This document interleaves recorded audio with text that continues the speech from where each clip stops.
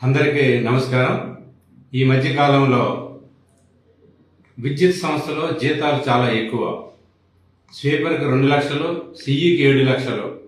ఈ చర్చ బాగా జరుగుతూ ఉంది, జరిగింది కూడాను. కొన్ని ఛానల్స్ అయితే ఇక పని కట్టుకుని కేంద్ర కేబినెట్ సెక్రటరీ కూడా అంత జీతాలు లేవు, చీఫ్ సెక్రటరీ తెలంగాణ రాష్ట్రంలో చీఫ్ సెక్రటరీ కూడా అంత జీతాలు లేవు, రాష్ట్రపతి జీతమే ఇంత, ప్రధానమంత్రి గారి జీతం ఎంత, ముఖ్యమంత్రి గారి జీతం ఎంత అనే కామెంట్లు పెట్టారు. ఇటువంటి వాళ్ళందరికీ నేను చెప్పదలుచుకున్నదే, ప్రధానమంత్రి గారికి ముఖ్యమంత్రి గారికి ఇచ్చేది జీతం కాదు, గౌరవ వేతనం అనేది ఆలోచించాలి. అంత కూడా పరిజ్ఞానం లేకుండా గౌరవ వేతనానికి ఉన్నటువంటి తేడా తెలియకుండా మాట్లాడి ఉద్యోగుల్ని అవమానపరచడం అనేది అంత మంచి పద్ధతి కాదు అని చెప్పి నేను చెప్పదలుచుకున్నాను.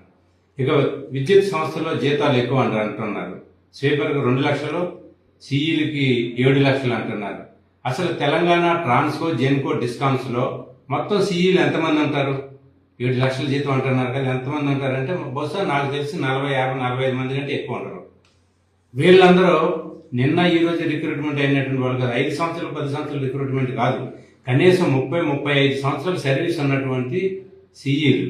వీళ్ళందరూ చాలా ఇంజనీరింగ్లు చదివి ఈ స్థాయికి వచ్చారు.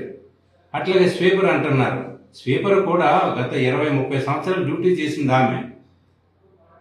అంటే ఒక బాత్రూమ్లు కడిగే ఆమెకు అంత జీతం ఉండొద్దనా మీ ఉద్దేశం? అసలు మనం వెళ్ళిన బాత్రూమ్ మనమే కడుక్కోకుండా పని మనిషిని పెట్టుకుంటాం కదా. మరి ఎంతో మంది ఉద్యోగులు లేదనుకుంటే అవుట్ సైడర్స్ వచ్చి బాత్రూమ్లన్నీ ఖరాబ్ చేసిపోతా ఉంటే అటువంటి బాత్రూమ్లు కడుగుతున్నటువంటి స్వీపర్కు 2 లక్షలు అని చెప్పి ఆశ్చర్యంగా ప్రజలందరినీ ఆశ్చర్యపరిచేటట్టు పెద్ద పెద్ద ఎక్స్పోజులు ఎందుకు ఇస్తా ఉన్నారు? తప్పు కదా ఇది. అంటే 30-35 సంవత్సరాల సర్వీస్ ఉన్నటువంటి ఒక సిఈకి, ఒక స్వీపర్కి, లేదా ఒక జూనియర్ లైన్మెన్కో, లేదా ఇంకొక అసిస్టెంట్ లైన్మెన్కో జీతాలు ఎక్కువ ఉండడం అనేది అంత పెద్ద సమస్య కాదు. ఎందుకంటే మీరు కామెంట్ చేసినటువంటి వాళ్ళందరూ కూడా, అంటే దీనికి ప్రధానమైనటువంటి అంశం మన రాష్ట్రంలో చీఫ్ సెక్రటరీ గారు బయటకు తీశారు. ఎందుకు తీశారో ఏంటో అర్థం కాదు. మరి ఎలక్ట్రిసిటీ డిపార్ట్మెంట్లో శ్రీశైలంలో జనరేటింగ్ ప్లాంట్లో, హైడ్రల్ జనరేటింగ్ ప్లాంట్లో ఉన్నట్టుండి ఒకసారి మంటలో పైకి వచ్చినాయి.